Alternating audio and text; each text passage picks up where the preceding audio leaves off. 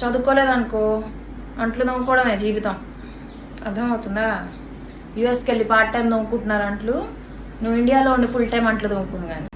Okay చదువుకోబా. గాలి వదలతో తిరిగి గాలోడైపోయాడు నీ కొడుకు. చూసుకో, కొంచెం చూస్తున్నావా, పట్టించుకుంటున్నావా ఇంట్లో పిల్లలు ఎలా పెరుగుతున్నారో? లిప్స్టిక్లు, లిప్ గ్లాసులు, మూతికి రంగులు పూసుకోగానే అందం వచ్చేస్తుంది అనుకుంటున్నావా? తిండి మానేసావు, ఎండిపోయిన నక్కలాగా ఉన్నావు. తింటే లోపల నుంచి ఫ్రూట్స్ వెజిటేబుల్స్ తింటే లోపల నుంచి వస్తుంది అందం. మూతి మీద ఎన్ని రంగులు పూస్తే ఏం లాభం?